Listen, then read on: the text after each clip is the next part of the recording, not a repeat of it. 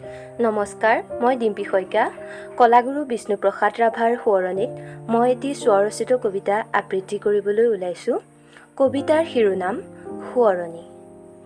আজি জনমভূমিয়ে কান্দিছে। আজি প্ৰকৃতিৰ দুচকুৰে বৈ আহিছে লুটক। আজি কবিয়ে শব্দৰ বিভ্ৰান্তিত কলম তুলিব পৰা নাই। আজি চিত্ৰকাৰৰ তুলিকাত ৰং উঠা নাই। বৰষুণ জাকেও যেন সুমধুৰ গীত গোৱা নাই। সময়ৰ কুটিল কাতৰত অসমী যেন প্ৰহেলিকাৰ গহ্বৰত। আজি যেন অসমীয়াই সহিব পৰা নাই পুত্ৰ বিয়োগৰ যাতনা। সোণৰ অসম গঢ়াৰ সপোনটোৱেও যেন ঠিকনা হেৰুৱাই হাবা ধুৰি খাইছে।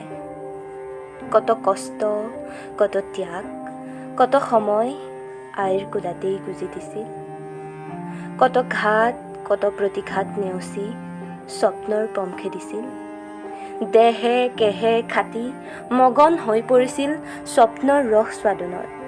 কিন্তু সপোনটো যেন আধৰুৱা হৈ পৰিল কোনোবাখিনিত। নিষ্ঠুৰ নিয়তি। আজি আয়ে বিষাদগ্ৰস্ত হৃদয়ক সাবটি চিঞৰিছে, এবাৰ আহা বিষ্ণু, চোৱাহি তোমাৰ ভাই ভনীক।